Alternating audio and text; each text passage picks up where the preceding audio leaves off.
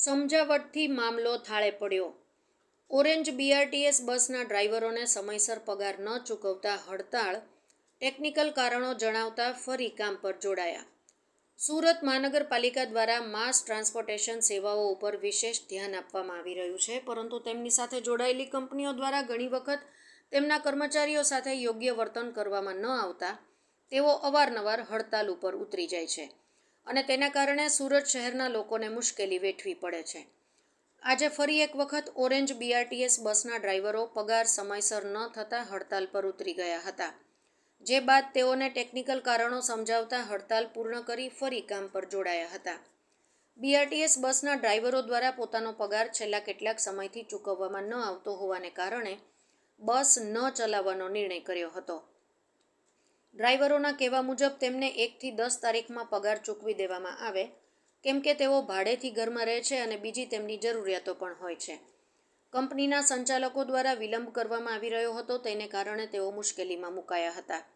એટલું જ નહીં, પરંતુ ડ્રાઈવરોને આઈ કાર્ડ પણ આપવામાં આવ્યા નથી કે તેઓ કઈ કંપનીના કર્મચારી છે તે અંગેની તેમની પાસે કોઈ માહિતી પણ નથી। કંપની તરફથી પણ તેમને સત્તાવાર રીતે કોઈ લેટર હજી આપવામાં આવ્યો નથી કે તેઓ કંપનીના કર્મચારી છે। સિટી લિંકના કોઓર્ડિનેટરે જણાવ્યું કે સવારે કેટલાક ડ્રાઈવરો હડતાલ પર ઉતરી ગયા હતા, ત્યારબાદ કંપની સાથે વાત કરવામાં આવી હતી અને ડ્રાઈવર સાથે પણ સંપર્ક કરવામાં આવ્યો હતો। બેંક એકાઉન્ટ ખોલાવવા માટે કેટલીક ટેકનિકલ મુશ્કેલીઓ આવી રહી હોવાને કારણે 20 તારીખે જે પગાર જમા થવાનો હતો તેમાં થોડો વિલંબ થઈ રહ્યો છે, તેમજ અન્ય જે તેમની માંગો છે તે પણ કંપની ઝડપથી પૂરી કરી આપશે। ડ્રાઈવર સાથે વાત થતાં ડ્રાઈવરો પણ તરત જ પોતાના રૂટ પર બસ લઈને રવાના થયા હતા। કે પગાર અમને ટાઈમ ટુ ટાઈમ મળતો નથી અને 22,500 પગાર બોલેલા કાપી કૂપીને પૈસા આપે છે, કોઈ પ્રૂફ નથી, પગાર સ્લીપ બી નથી આપતા।